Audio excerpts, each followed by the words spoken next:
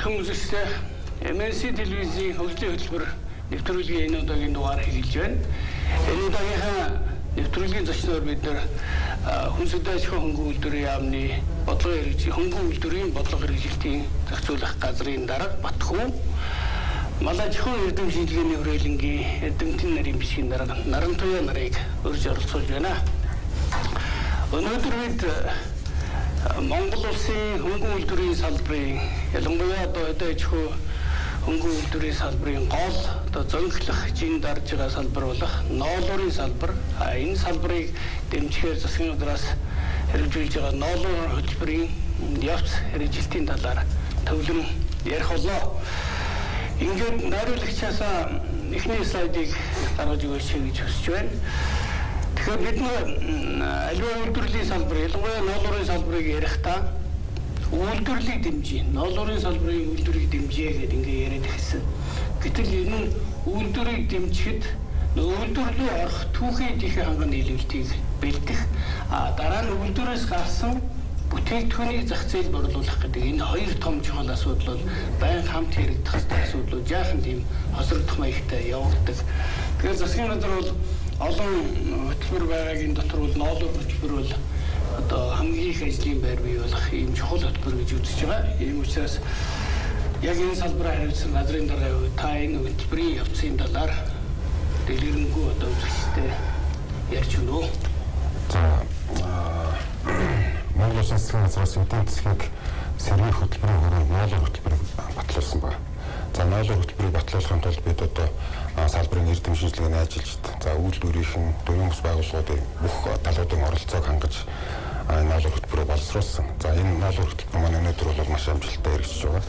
За ноолуур хөтөлбөрт хамгийн гол нь бид юу тусгасан бэ гэхээр үндсэндээ ноолуурын салбарт маань тулгамдаад байгаа асуудлууд юу юм бэ гэдгийг хамгийн гол нь олж тодорхойлоод, за энэ дээр мэргэжилтэй ажилтныг боловсруулах, за мэргэжлийн ажилтнаа бэлтгэх, за түүхийд бэлтгэх нийлүүлэлтийн тогтолцоо, за үйлдвэрлэлийг хэрхэн хөнгөлөлтэй зээлээр дэмжих, өөр цаана ямар одоо асуудлууд байна, энэ болгоныг гаргаж ирэхийг хичээсэн. За энэ донд одоо бас мал аж ахуйн салбар, за тэнд бэлчээртэй холбоотой хүртэл асуудлуудыг бол бид бас дэвшүүлсэн гэж ажиллаж байгаа.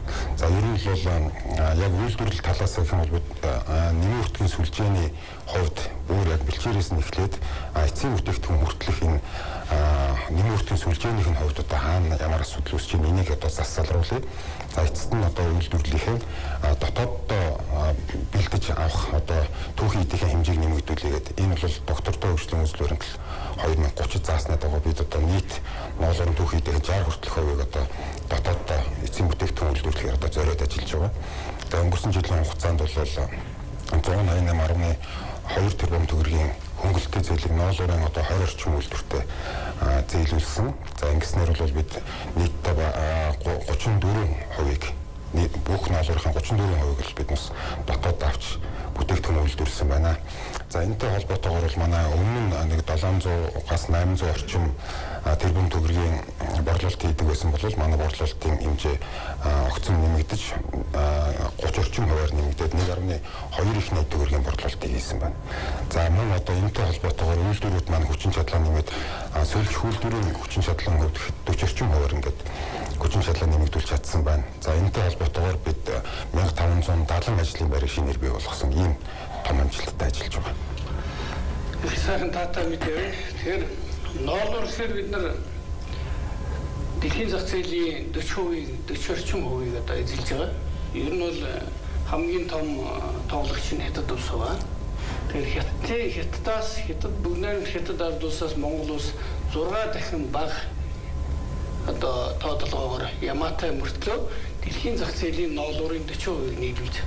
Тэгэхээр ноолуур гэхээр бид нар энэ ноолуурын ямааны тухай ярихаас өөр арга байхгүй. Тэгээ би найруулагчаа ямааны одоо омог үйлдвэрүүдийн зургийг маш одоо урсгаад энэ дээр нь одоо Нарантуяа доктор маань энэ ямаануудын талаар нэг сайхан дэлгэрэнгүй үзэгчтэй ярьж тайлбарлаж энэ ямар учиртай айл нутагт байдаг энэ талаар сайхан ярьж өгч байна. Одоо уулын бор үйлдвэрийн ямаанаас эхэлж явах шиг байна. За баярлалаа. За ер нь бол Монгол улс одоо түүхийн эдээсээ ахуулаад эцсийн бүтээгдэхүүн үйлдвэрлэлд экспортод гаргаж байгаа одоо ганц бүтээгдэхүүн бол ноолур байгаа. Тэгээ энэ ноолур маань ер нь бол гол нь шахагдшгүй нүс баялагтай буюу одоо нөхөн сэргээгддэг ийм баялаг учраас Монгол улсын тулгуур одоо эдийн засгийн тулгуур юм аа гэж бид нэр үздэг. За манай ер нь бол энэ ноолур хөтөлбөр одоо энэ бол 2 дахь удаагийн шинжлэгдэж гарч байгаа ноолур хөтөлбөр байгаа. Өмнөх ноолур хөтөлбөрөөс энэ удаагийн ноолур хөтөлбөр их давуу талтай гэж бид нэр одоо малаж мэрэгчлэн үзэж байгаа. Яагаад тэгэхээр энэ дээр бэлтгэрийн асуудлыг мөн одоо ноолур бэлтгэл за ямааны үйлдвэр ухааны асуудлуудыг бас заалт болгоод оруулаад өгсөн их чухал байдаг. За манай дэлхийн зах зээл дээр ноолурын бүтээгдэхүүн маань бас одоо юу гэдэг одоо 2 дугаар зэрэгт ороод байгаа. Ер нь бол 80 оноос өмнө бол дэлхийн зах зээлд манай ноолурын бүтээгдэхүүн болон ноолурын чанар дэлхийд хэрэглэдэг байсан. Үүний гол шалтгаан юу гэхээр одоо яг түүхийн эд бэлтгэлийн тогтолцоон дээр байгаа. Түүхийн эд дээр байгаа юм. Өөрөөр хэлэх юм бол одоо бидний хийсэн судалгаас 90 оноос өмнөх одоо үед ноолурын голч буюу одоо хамгийн гол үзэл болох ноолурын голч ер нь 15.8-аас бол нэг их дээш гардггүй байсан юм. Яг сүүлийн жилүүдэд тэр 90 оноос хойш одоо ингээд судалгаанаас 2005 он хүртэл 2008 он хүртэл энэ судалгаануудыг ингээд үзэхээр ноолурын голч 90 оны өмнөхөөс 1.2 микроноор бүдүүлсэн үзүүлэлттэй. Харин ноолурын гарц нь бол бас ахаад 2 дахин нэмэгдсэн гэсэн ийм үзүүлэлт байгаа. Тэгэхээр энэ чинь нэг баснда юус өгөхээр ноолурын их хэмжээний ноолур авахыгаа дагалдаад тэрний чанар нь бас бүрдэг. Ноолурын голч нь бас давхар ийм бүдүүлсдэг ийм үзүүлэлтүүд байгаамаа. За тэгэхээр энийг одоо яг одоо бид нэр тогтвортой 15.8 микронтой гэдэг юм. Эсвэл бол 16 микрон 16.5 микроноос дээш гарахгүйгээр яг энэ тогтвортой одоо ноолур бэлтгэх яг гэх юм бол энэ хийх гол ажил нь одоо ямаан дээрээ үржил селекцийн ажлыг төв зохион байгуулах. Энэгээр бол бид нэр одоо ноолурынхаа чанарыг яг тогтвортой түвшинд барьж болно. Тэгэхээр үржил селекцийн ажлыг одоо юу гэдгийг явуулахад заавалжгүй үржилсэн судалгааны ажлууд шаардлагатай байдаг. Жишээлбэл ноолурын голчийг бид нэр 11 микроноор нарийсгая гэж үзэхэд ноолурын гарц хэдэн хувиар нэмэгдэх вэ гэдэг энэ бүх одоо энэ тооцоон дээр үндэслэгдэж тэр үржил селекцийн ажил явагддаг юм аа. Тэгэхээр энэ нь нэгдүгээрт бол заавал мэргэжлийн байгууллага мэргэжилтэй боловсон хүчний одоо заавар зөвлөмжийн дагуу хийгдэх ажлаа. Гэхдээ одоо манайд бол ноолур үйлдвэрлэлээр тэргүүлж байгаа одоо улсын хувьд манай ямааны үйлдвэр өмгийн асуудлууд нь үйлдвэр өмгийн баталгаажлалтын асуудлууд бол бас нэлээд сайн хийгдсэн байгаа. Нэг ясандаа доктор тэгэхээр үйлдвэр өмг гэхээр жирийн одоо малчин хүн эсвэл одоо энэ ноолур авч худалдаж авч байгаа хүмүүст бол яг тэр бүр одоо ялах хэцүү баг. Зүгээр ерөнхийд нь тэр аймаг энэ аймаг хэсгийг яваад байгаа байдал байдаг. Тэгэхээр бид нар манай зурглаач найруулагч бэлдсэн тэр зурган дээр та нэг товчхон энэ одоо тэр аймгийн дээрээс нь энэ одоо ноолурын хувьд хамгийн одоо нарийн ширхэгтэй ноолур нь хаана байгаа гэж мэднээр байгаа байхгүй. Хаана нарийн ширхэгтэй байна, хаана илүү чанартай байна, хаана урт нь илүү одоо байна гэх юм. За үйлдвэрийн зургийг гаргасан. Үйлдвэр өмг гэж яриад хэдий зур change гэдэг юм уу одоо ноолур бэлтгэгчнэрс гэдэг юм уу эсвэл малчид ингээд нэг сайн ялгахдаггүй байх гэж байгаа. Боловч яг энэ хэлэхэд яг тэр үйлдвэр өмгийг маш сайн мэддэг байхгүй. Жишээлбэл Сүхбаатарын аймгийн Баян дэлгэр сумын Баян дэлгэр зургийг хараад яг даалаа. Тэгэхээр энэ дээр бол одоо зурган дээр бид нар яг юу л да уулын бор үйлдвэр гоо гурван сайхан гээд за бор үйлдвэр нь аль уулын бор үйлдвэр бол Баян аймгийн Баян нуур суманд өржүүлдэг цөмсөргөн. За гоо гурван сайхан үйлдвэр бол Өмнөд аймгийн Булган Сэрвэ сумдуудад бас өржүүлдэг юм үйлдвэр. Гэхдээ энэ хоёр үйлдвэр бол Монгол ямааг ноолурын гарцын одоо ноолурын гарцын нэмэгдүүлэх чиглэлээр гаднаас ухаан авчирч одоо эрхлэлжүүлж бий болгосон үйлдвэр. Уулангаар үйлдвэрийг бол 72 онд одоо Горны алтагаас хонь авчирч үржүүлсэн байгаа. Гой 3 сах үйлдвэр бол 71 оноос ахуулаад сулгааны ажлууд хийгдээд үйлдвэр болгосон ийм хоёр. Харин тэр Алтай уулан сая юу вэ нэг нь Алтай уулан залуу зүйлсийн цагаан бодвол яг манай нутгийн үйлдвэр оны ямаа юм байна. Тэгэхээр эдгээр нэг өсөндө Монгол ямааны ноодорч одоо дотроо бол Кашмир гэд хоёр янзын хөвшилт байгаа да. Тэгэхээр уулын бор буюу гой 3 сахын үйлдвэр чинь арай бүдүүн ноодортой гарц ихтэй Кашмир хөвшлийн ямаанууд. За Алтай уулан залуу зүйлсд бол яг цэвэр одоо нутгийн ямаанууд учраас эдгээр бол Кашмир буюу нарийн ноодортой ямаанд орно. За Алтай уулан бол Ховд аймгийн Алтай суманд үржүүлэгддэг. За залуу зүйлсийн цагаан бол Баянгар аймгийн Шинжил суманд үржүүлэгддэг ямаанууд байгаа. Ингээд дараагийнхаа бүгдээрээ энэ рүү оръё. Тэгэхээр за энэ ноолуур бол үндсэндээ их олон омог байгаа тийм ээ. Ноолуурын ямаа олон омоггүй олон үйлдвэр байна. Одоо тэр өнжүүлийн үйлдвэрийн ямаа тийм бөмбөрийн улаан ямаа гэж эрчмийн хар ямаа энэ Хөвсгөл аймгийн төмрүүлэг сум руу тийм Өлгийн улаан ямаа гэдэг. Ингээд ийм байдлаар бол ер нь 20 төрлийн омог үйлдвэр байх шиг байна. Тэгэхээр ноолуураа бэлтгэхдээ бид нар за уламжилт урд бол одоо социализмын үед агентууд гэдэг ингээд бэлтгэдэг байдаг. Тэр тогтолцоогоо бид нар бүрэн өвдөчихсөн. Одоо бол нэг чэнжүүд гээд бэлтгэдэг ийм олон мянган хүмүүс байгаа.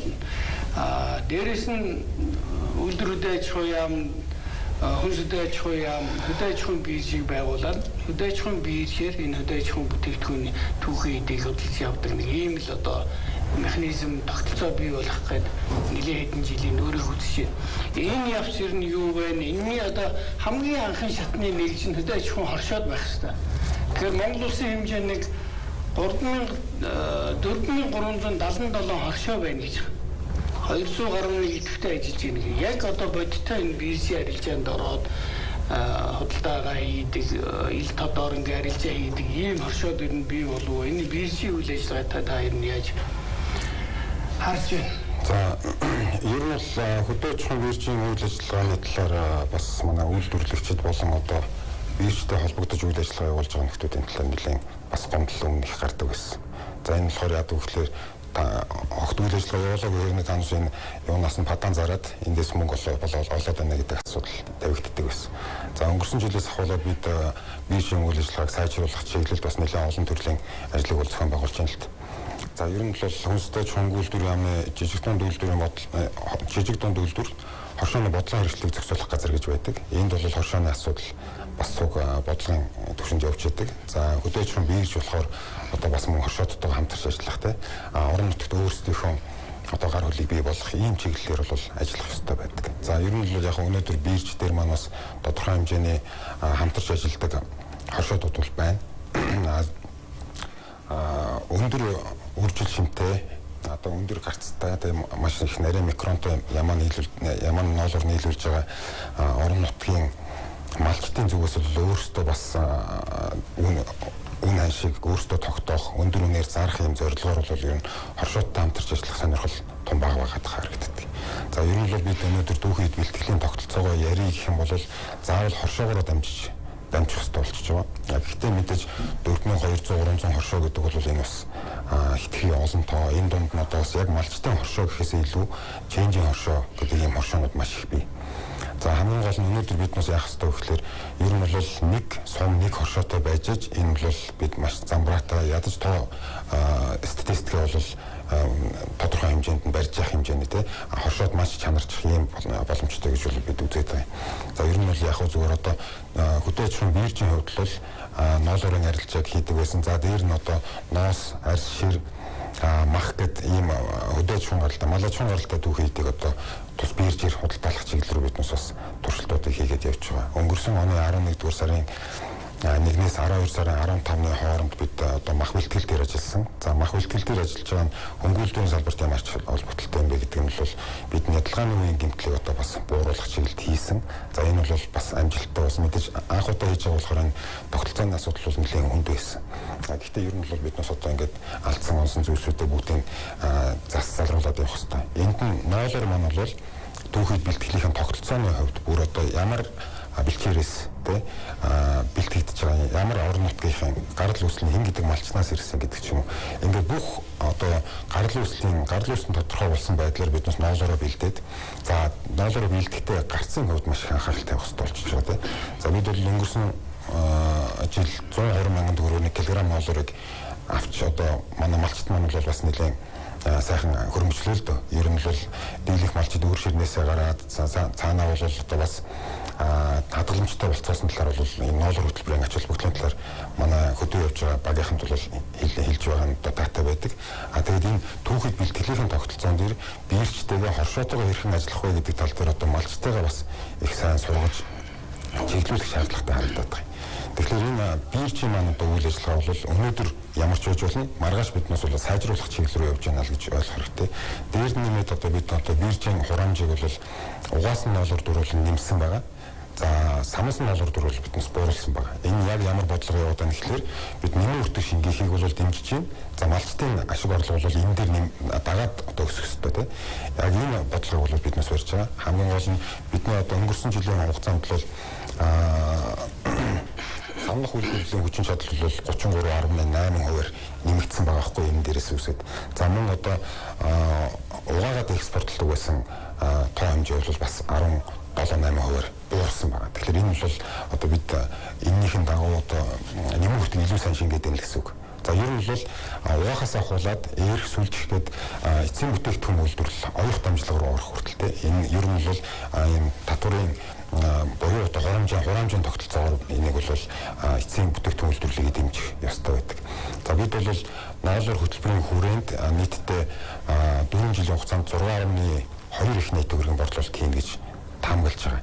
Энэ бол бас хэд өндөр дүн биш. Бид өнгөрсөн жил гэхэд 1.2 их найт төгрөгийн борлуулалт хийсэн байж байгаа. Энэ 4 жилийн хугацаанд бол биднээс энийг өсөх боломжтой гэж хараад байна. Дарамтны доктор та мэрэгжлийн хүний хувьд одоо энэ ноолорын чанарыг маш судалсан.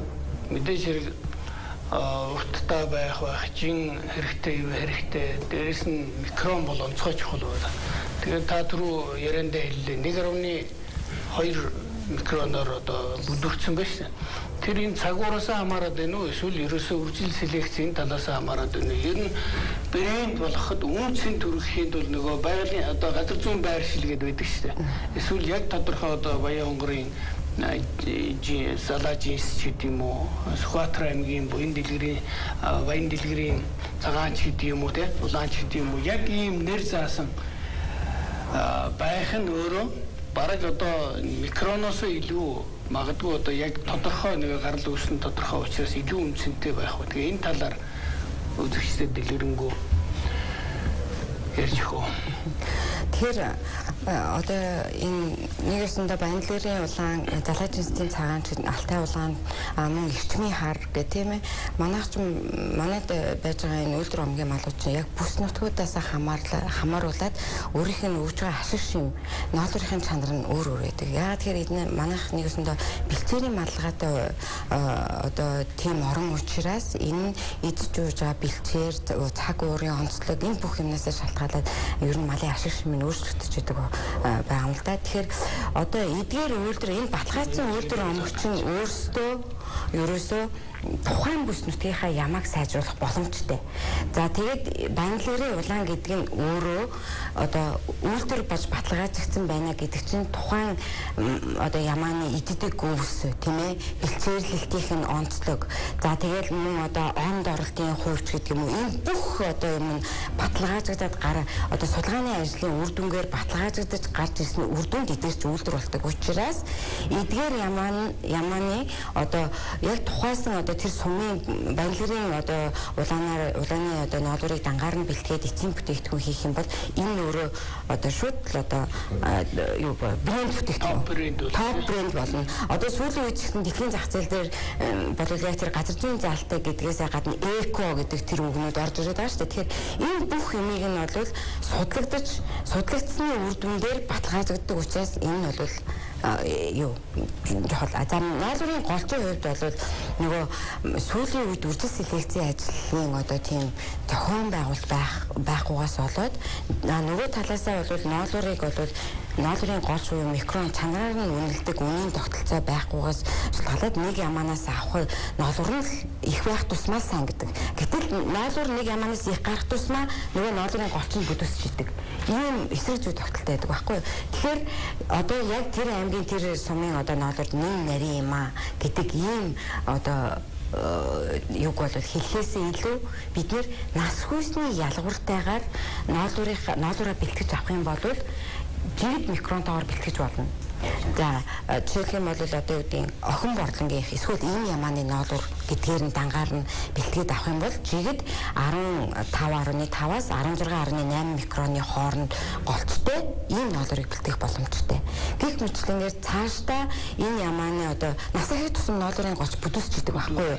Тэгэхээр 5-аас дээш насны ямааны ноолурыг одоо бүдүүн гэж үзэл тентээс ноолур бэлтгэдэг ч гэдэм үү. Бид нар яг микроноор нь ноолурын чанараа нь үнийн тогтолцоо бүрдүүлж чадахгүй ядаж нас хүйсээр нь үнийн тогтолцоог бүрдүүлж чадах юм бол энэ өөрөө юу болж байгаа нь. Тэгвэл бас бүдүүн микронтой гэдэг ч юм уу ноолрын голч нь бүдүүлсэн байна гэлээ гэхдээ манайд энэ нь бол дэлхийн зах зээл дээрх ноолрын одоо Кашмир ангиллаас хэтэрсэн юм бол байхгүй. 17.8 микроноос дотгошоогоо байх л одоо энэ ерөн чанарын хадгалахын тулд нэг анхны шатны одоо хамгаалт хийх гэдэг чанарын тэр үүднээс гарал одоо газар зүүн байр шин яг гарлын яг тэр төрөл өнгө бүх юмыг яг дангаар нь хадгалах нь өөрөө нарийн бүдээнээс хамаарахгүй илүү үнцэнтэй гэж ингэж үзэхэд байхгүй. Жишээ нь чэйжүүд ингэдэг гэдэг. За одоо малчтын гар дээрээс 95,000 төгрөгөөр ноолуур авлаа.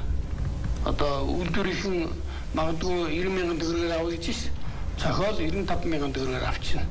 Аваад нөгөөхөө янз бүрийн одоо чанар муутай холиод тэгээд хамаагүй хямдхан өгчөө байдлаар ингээ өгөөд идэг.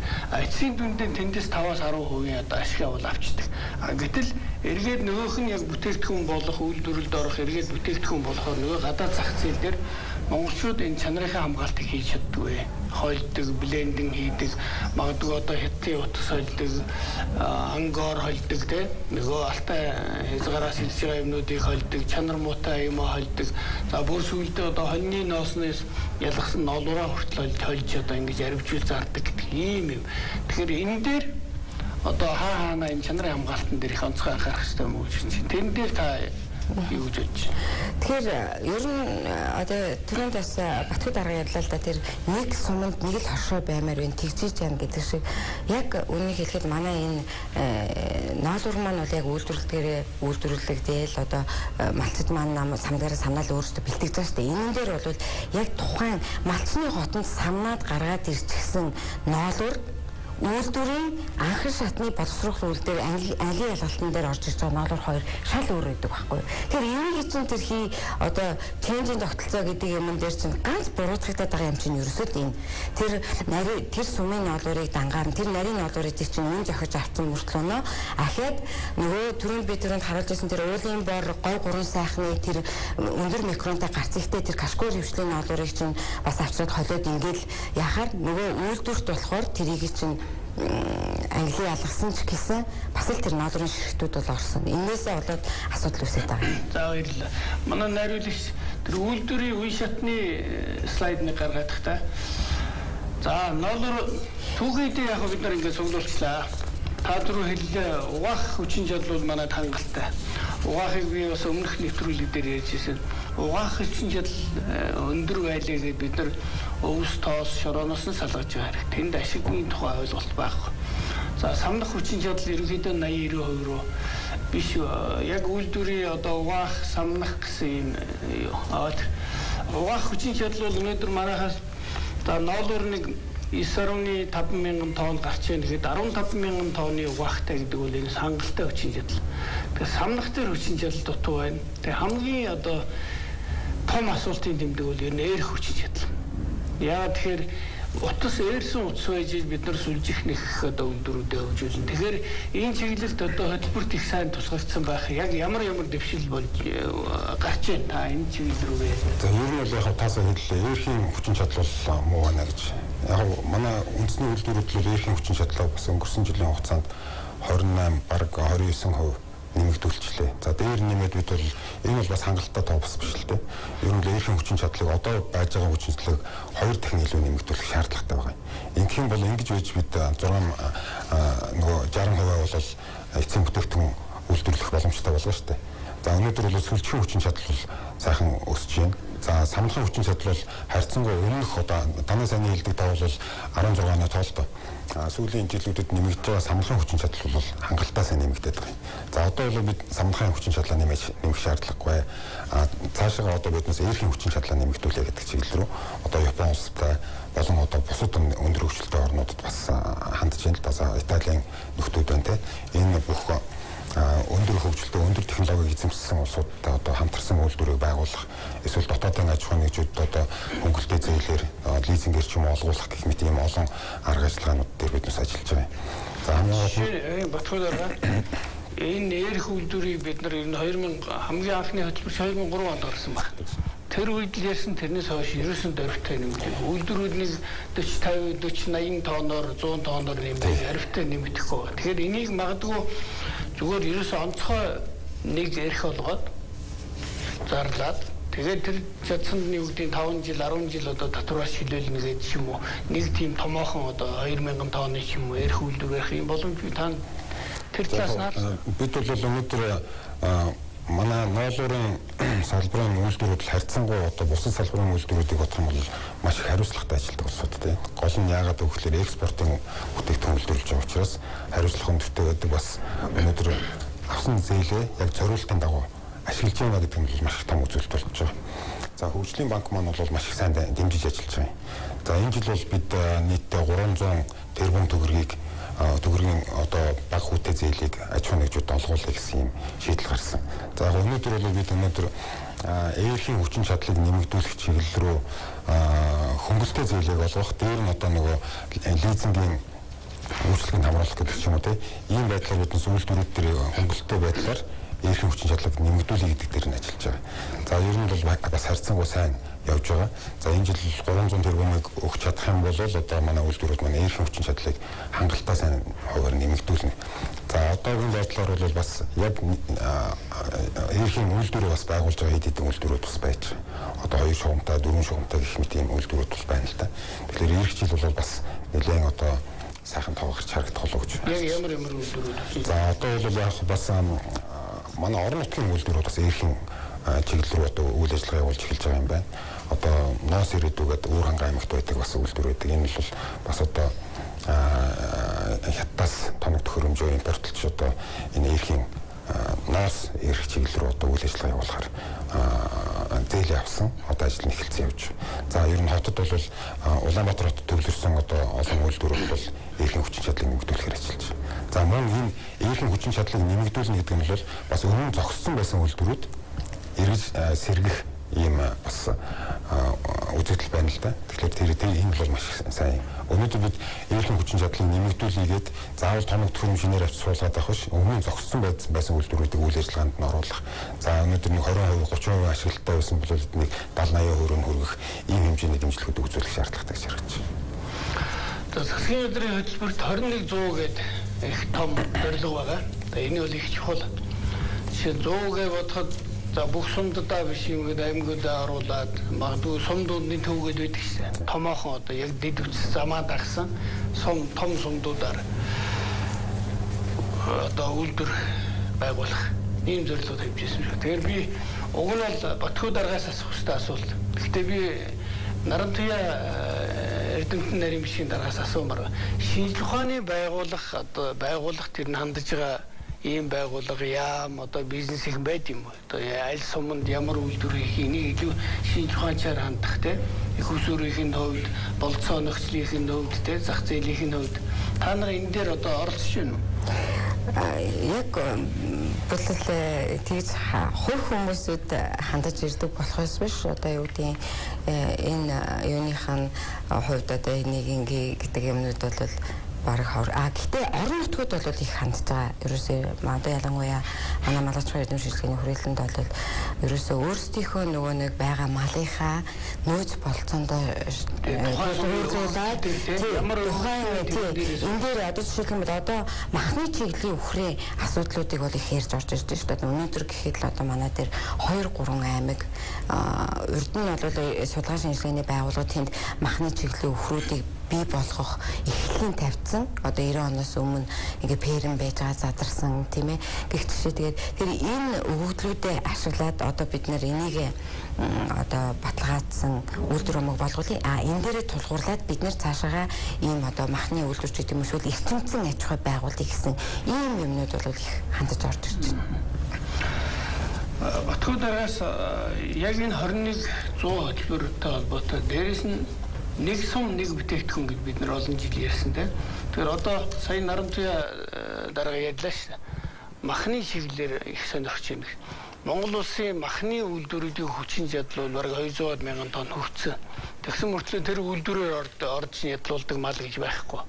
Одоо 40-50 мянган явд юм. Ихэнх нь одоо энэ гараар яваад. Тэгэхээр бид нэг хэсэг Монгол улс малаа өсгөөд 25 саяас одоо 65 сая хүрсэн бол одоо яг энэ өнөөдрийн энэ мах гэж шуурч байгаагаас харахад бол ер нь малаа барах юм биш үү? Ийм эрсдэл байгаа. Тэгэхээр мал бол өөрөө амьд байхдаа олон төрлийн ашиг хэмээ өгдөг. За нялсны дараа бол мэдээж хэрэг. Тэгэхээр яг энэ нэг сум нэг бүтээгдэхүүн дээрэс нь саяны тэр 2100 гэдэг энэ ер нь одоо бүтэц төрөл гэдэг талаас нь тэ үйлдвэрлэлийн яг энэ дээр ямар бодлого явуулж байна? За мөн одоо ноолор хөтөлбөрийг батлагтаа зэрэгцүүлээд хоёр хөтөлбөрийг уялдуулсан байдлаар үйлдвэржилт 2100 гэдэг үндэсний хөтөлбөрийг засгийн газраас баталсан байж. За энэ хөтөлбөрийн үндсэн гол асуудал нь юу юм бэ гэхээр 21 аймагта 100-аас доошгүй үйлдвэрийг байгуулъя гэсэн үндсэн зорилт. За энэ ер нь бол 100 үйлдвэр байгуулсан гэж юу байх вэ гэсэн асуудал гарч ирдэг. За нийтдээ бол одоо жижиг дунд үйлдвэрийг хөгжүүлэх сан дээр ирж байгаа шинээр барих үйлдвэрүүдийн хүсэлтийг бол таваас сонссон баг тий. Мянга-мянгаараа ирж байгаа. Тэгэхээр энэ бол ерөөсөө 100 үйлдвэрийн тухай асуудал биш, мянган үйлдвэрийн одоо ийм санаачлах цаан чи яваад байна шүү дээ. Тэгэхээр энийг бол бид одоо яг энэ үйлдвэржил 2100 хөтөлбөрийн хүрээнд за жижиг дунд үйлдвэрүүд 80 орчим хувь байна. За томоохон үйлдвэрүүд бол одоо бүсчилсэн байдлаар тий айл бүсэд ямар томоохон үйлдвэр байгуулах шаардлагатай вэ гэдэг асуудал байж. Ер нь бол яг зүгээр цементийн үйлдвэрүүд зүгээр жишээ авахад одоо хот руугаа ойртсон байдлаар үйлдвэрүүд байгуулагдаад байдаг болохоос биш одоо баруун бүс зүүн бүс рүү гэхэлэр нөгөө цементийн одоо тээврийн зардалт нь маш их мөнгө явчихад ингээ баруун бүс зүүн бүс хоёр чинь өөрөө нөгөө барилгачдын хувьд одоо нэлээд асуудалтай өндөр өртөгтэй болчиход байдаг. Тэгэхээр одоо баруун бүс зүүн бүс хоёрт нь одоо цементийн үйлдвэр байгуулах шаардлагатай юм а гэдэг ч юм. Ийм тооцоолын үндсэн дээрээс бид бас энэ 21 аймагт 100 үйлдвэрийг барьж байгуулах одоо ийм байршил чиглэлийн хүртэл тодорхойлж ингэж яасан. Нийтдээ одоо Эрдэмтэн мэргэд одоо энэ төрлийн бас байгууллагч ч юм уу энэ бүх талуудын оролцоог хангасан байдлаар нийтдээ 22 удаагийн хилцүүлэг хийж энэ хөтөлбөрийг баталсан байна. Тэгэхээр энэ бол үйлдвэрээс хэдэн баригдчихад байна. Энэ засгийн газрын нөгөө бүрийн эсрэг хугацаа бараг дуусгах шүү дээ. За нийтдээ бол бид нийтдээ 30 орчим үйлдвэрийн зээлүүдийг олгуулсан. За эхнээсээ баригдаж явж байна. За мэдээж үйлдвэр барина гэдэг бол 5-аас 10 жилийн хугацаа барьдаг үйлдвэрүүд байдаг. За манай нэвтрүүлгийн хугацаа дуусах төгсчээ. Тэгээд найруулагч хамгийн сүүлийн слайдыг харуулъя. Бид нар одоо үйлдвэрлэлийг дэмжихтэй зөвхөн ноолуурын гэлтгүй ер нь үдэ аж ахуйн бүх үйлдвэрлэлийг дэмжихтэй одоо ер нь нөхцөл заагаад тийм одоо 3 жилийн дараа ч гэдэг юм 4 жилийн дараанаас ийм шатны боловсруулалт хийсэн бүтээгдэхүүний экспортыг хязгаарлана, оргилно гэдгийг зарлаад ингэж явж болох. Жишээ нь одоо ноолуур дээр ихэд бид нар ер нь самсан ноолуур гарахын болио. Зөвхөн одоо ярьсан байх гэдэг. Энэ бол өөрөө агсан төвшин тэгээд дараагийн маш олон ажлын байр бий болгох. Энэ талаар Батхуу дараа таны төрөний хэлсэнчлэн махны үйлдвэрүүд бол маш олон болчихлоо. За малгүйч гэдэг энэ асуудал гэж. Тэрэн дээр бол манай яамны зүгээс одоо бод мал дээр бол квота болгодог. Энэ бол одоо бас мал сүргийг одоо зохистой хэмжээнд нь барих тий сүргийн бүтцийг тодорхой одоо зөв хэмжээнд нь барих юм бодлогыг одоо биднес боловсруулж байна. Манай үндэсний үйлдвэрийн бодлогын ажилтныг зөвшөөрлөх газраас энэ квотыг тогтоож өгдөг байна. Энэтэй мөн ижилхэн бид бол одоо бас тарифын бус хязгаарлалтуудыг хийж болно л доо.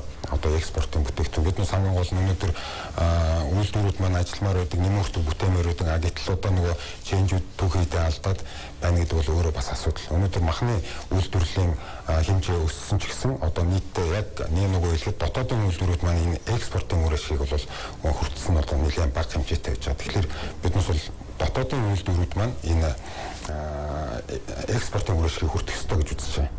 За энэтэй холбоотойгоор биднес одоо яг нийт манайх ч одоо 62 махны үйлдвэр байна.